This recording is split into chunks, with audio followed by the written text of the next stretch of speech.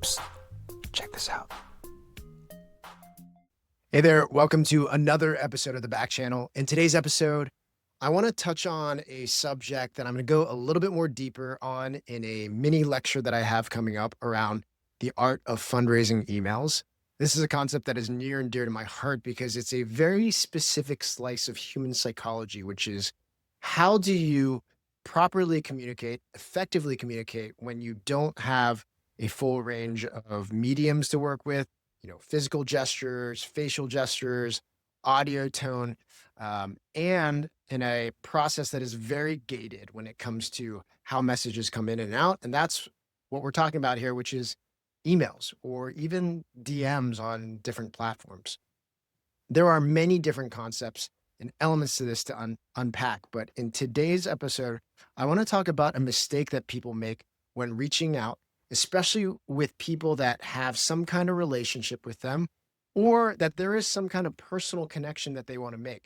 The main situation that this comes up in is when requesting introductions or requesting favors.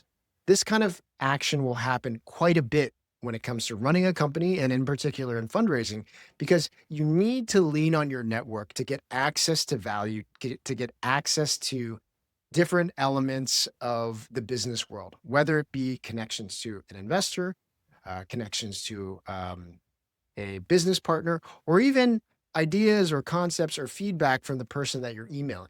So what ends up happening is people go and reach out, try to establish some kind of personal connection and blend the personal connection communication with the more specific and functional ask, or with the functional description of the thing that they need to react to, the offer, the request, etc.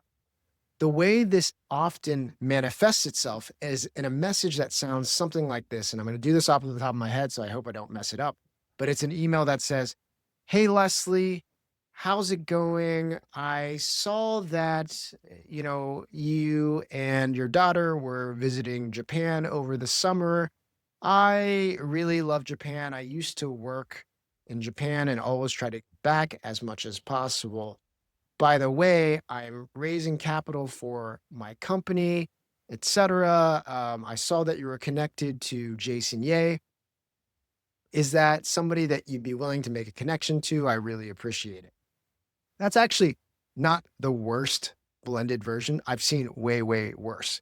But to me, I think this format is one that gets people to kind of roll their eyes at the initial personal connection because it feels so disingenuous. It feels so much like, oh, you're just saying these things, but you're really getting to the ask over here. And so if you actually wanted to make a personal connection, which a lot of the times you should, you're reaching out to your network, there is still a personal touch point that you can make. And you're trying to actually make a very specific ask, but because it's blended into this email, you can't actually say the things that you want to say. And it's being blended into this like sort of more casual prose. And so you're trying to talk about a functional ask and share more details, but you have to make it shorter. You have to do a bunch of different things. So both aspects of the communication are abbreviated. Both aspects are less effective than they could be if you were to separate them. The founders I see that do best in company building and fundraising have a secret weapon. Their secret weapon is a community of people, of experts, of peers in the startup industry that they can ask for help from at any time, guide them through processes like fundraising. I wanted to make that easier for everyone else to have access to by building the Adamant Fundraising program and community. This gives you access to 75 different training videos around the fundraising process to give you that expert starting point around how to actually execute fundraising, and then access to a community where we host live pitch deck teardowns and office hours every week to make sure that you can ask the minute questions on how your deck should be better, how you should reform your strategy, how you should answer investors who are reaching out to you that you don't know how to answer.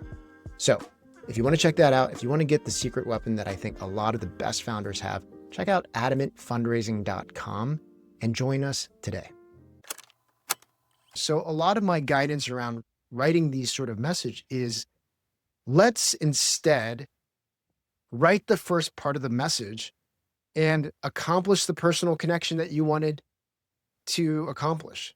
And then in what I like to call my PS format or the email appendix, instead have the functional, more specific business language come at the end after you've done some sort of personal connection.